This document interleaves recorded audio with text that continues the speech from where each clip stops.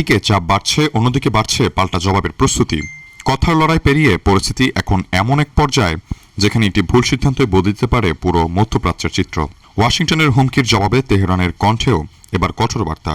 মার্কিন president Donald ট্রাম্পের হুমকির জবাবে শনিবার সামাজিক যোগাযোগ মাধ্যম এক্সে দেওয়া এক পোস্টে ইরানের পররাষ্ট্র মন্ত্রণালয়ের মুখপাত্র ইসমাইল বাগাইল বলেন, ইরানের সঙ্গে বৈধ বাণিজ্য করা দেশগুলোর উপর শাস্তি চাপানো আন্তর্জাতিক আইনের চরম লঙ্ঘন। তিনি আরও স্পষ্ট করেন যে স্বাধীন দেশগুলোর উপর যুক্তরাষ্ট্রের নিজস্ব আইন চাপিয়ে দেওয়ার এই চেষ্টা কোনোভাবেই গ্রহণযোগ্য নয়।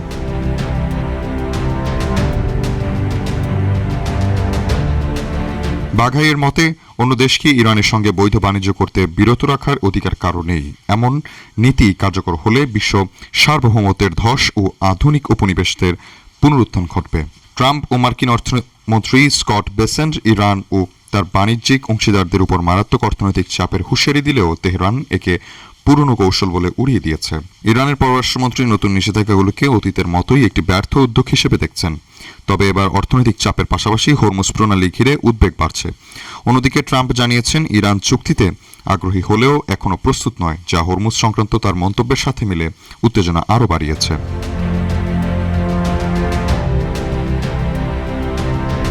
এর মধ্যেই ইরান তাদের সামরিক কৌশল প্রতিরক্ষামূলক থেকে আরও আক্রমণাত্মক করার ঘোষণা দিলেও স্পষ্ট করেছে যে তারা আগে হামলা চালাবে না।